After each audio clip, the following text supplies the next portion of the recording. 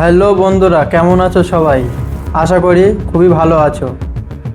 চলো বন্ধুরা, আজ আমরা জানতে চলেছি বাংলার এমন এক ইতিহাস যেখানে একদিনের একটি যুদ্ধ বদলে দিয়েছিল পুরো ভারতের ভবিষ্যৎ। একটি যুদ্ধ যেখানে তলোয়ার নয়, বেশি কাজ করেছিল বিশ্বাসঘাতকতা আর লোভ।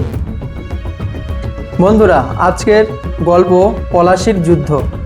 আজ আমরা এই যুদ্ধের প্রতিটি ঘটনা একদম গল্পের মতো করে জানব। তাহলে চলুন শুরু করা যাক পলাশির যুদ্ধের আসল ইতিহাস।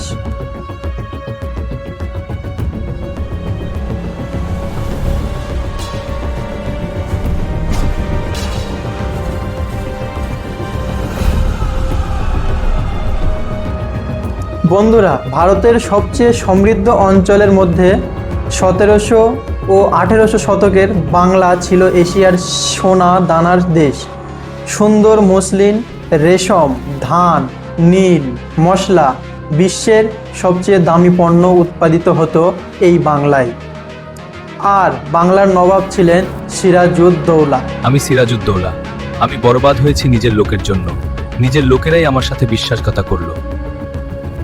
যুবক, সাহসী, দৃঢ় আর দেশের স্বার্থে আপোষহীন।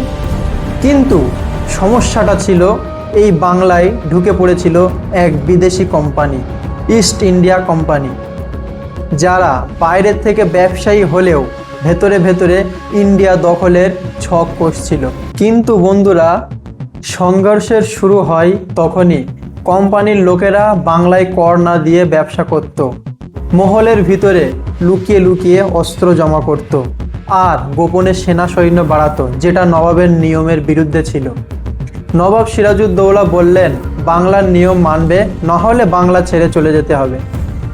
কোম্পানি মানতে রাজি হলো না, ইস্ট ইন্ডিয়া কোম্পানি মানতে রাজি হলো না। এভাবেই শুরু হলো বাংলার শক্তিশালী নবাব আর কোম্পানির সংঘর্ষ। কিন্তু বাংলার ভেতরের বিশ্বাসঘাতকতা দেখো বন্ধুরা, গল্পটা এখানেই চরম মোড় নেয়। ইস্ট ইন্ডিয়া কোম্পানি জানতো সিরাজউদ্দৌলার সামনে থেকে হারানো সম্পূর্ণ কঠিন, তাই দরকার পড়ল সিরাজের এমন এক নিজের ঘরের বিশ্বাসঘাতক। তারা খুঁজে পেল মীর জাফরকে। মীর জাফরের স্বপ্ন ছিল নবাব হওয়ার। এই স্বপ্নের দুর্বলতাকে কাজে লাগিয়ে রবার্ট ক্লাউড একটি গোপন চুক্তি করল। তুমি সিরাজকে সরিয়ে দাও, আমরা তোমাকে নবাব বানাবো। এই চুক্তিতে লিখে দিল যুদ্ধের ভবিষ্যৎ, লড়াই শুরু হওয়ার আগেই। বন্ধুরা, যুদ্ধের আগের পরিবেশ কিভাবে তৈরি হচ্ছিল। 23 জুন 1957 সালে পলাশির আমবাগান। মেঘলা সকাল, আর্দ্র বাতাস, চারপাশে টানটান উত্তেজনা। একদিকে নবাব সিরাজউদ্দৌলার সৈন্য 50,000, অন্যদিকে ইস্ট ইন্ডিয়া কোম্পানির মাত্র 3,000 সৈন্য। শুধু সংখ্যায় হিসেব করলে সিরাজউদ্দৌলার জয় নিশ্চিত ছিল। তার সৈন্যের অর্ধেকই তার বিরুদ্ধে দাঁড়িয়েছিল। যুদ্ধ শুরু হতে না হতেই হলো প্রবল বৃষ্টি। সিরাজউদ্দৌলার সৈন্যর বারুদ ভিজে গেল, তোপ বন্ধ। কিন্তু ইস্ট ইন্ডিয়া কোম্পানির বারুদ জলরোধী আবরণে রাখা ছিল, তাই তাদের তোপ চলতেই থাকে। এটাই যুদ্ধের প্রথম বড় টার্নিং পয়েন্ট হয়ে দাঁড়ায়। সিরাজের শক্তিশালী আর্টিলারি তোপ এক লোহময় অকার্যকর হয়ে গেল।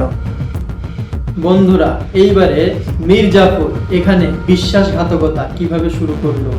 সিরাজ ভেবেছিলেন যুদ্ধ শুরু হতেই মীর জাফরের বাহিনী একদম ঝাঁপিয়ে পড়বে, কিন্তু বাস্তবে মীর জাফর আর তার লোকেরা একটাও গুলি ছোড়েনি।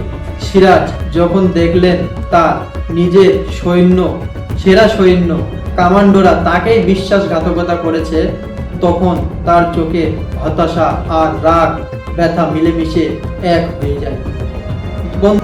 বন্ধুরা, অনেক যুদ্ধ হারানো হয়েছে, কিন্তু পলাশির যুদ্ধের মতো খুবই কমই হয়েছে, যেখানে শত্রু নয়, নিজের আপনজনেরাই সর্বনাশ করেছে। বন্ধুরা, এইবারে এখানে ছোট সেনা কিভাবে বড় সেনাকে হারালো। ইস্ট ইন্ডিয়া কোম্পানির সৈন্যরা ছিল প্রশিক্ষিত, শৃঙ্খলাবদ্ধ, প্ল্যান অনুযায়ী এগোচ্ছিল, তাদের তোপ নিয়মিত আঘাত করছিল। অন্যদিকে সিরাজের সৈন্যরা বিভ্রান্ত আর হতভম্ব হয়েছিল। সন্ধ্যা নামার আগেই বাংলার অজেয় শক্তি মাত্র 11 ঘন্টার মধ্যে ভেঙে পড়ল। যুদ্ধ হারার পর সিরাজউদ্দৌলা মুর্শিদাবাদের দিকে পালালেন, কিন্তু তার নিজের লোকেরাই তার অবস্থান জানিয়ে দিল ইস্ট ইন্ডিয়া কোম্পানিকে। সিরাজউদ্দৌলাকে ধরা হলো এবং কয়েকদিনের মধ্যেই নিষ্ঠুরভাবে তাকে হত্যা করা হলো। এক যুবক নবাব যে দেশের জন্য লড়ছিল, বিশ্বাসঘাতকতার কারণে তার মৃত্যুবরণ হলো।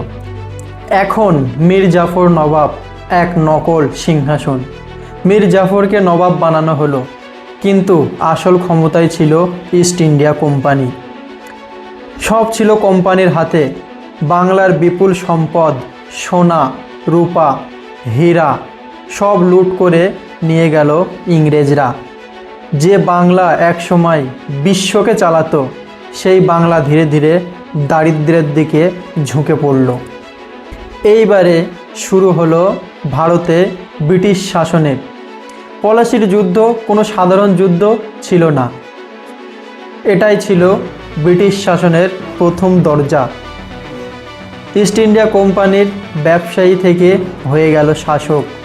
বাংলার উপর পুরোপুরি পূর্ণ নিয়ন্ত্রণ।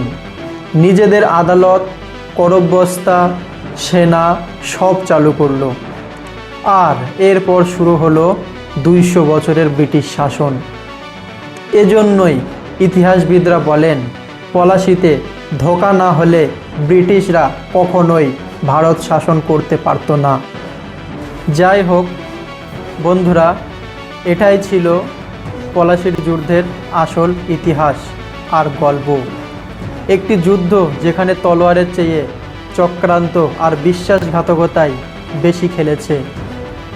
ভিডিওটা ভালো লাগলে লাইক, শেয়ার আর সাবস্ক্রাইব করে দিও।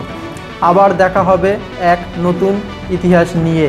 ততক্ষণ ভালো থাকুন, সুস্থ থাকুন, নিজের বাবা মাকে খেয়াল রাখুন। ধন্যবাদ বন্ধুরা, জয় হিন্দ।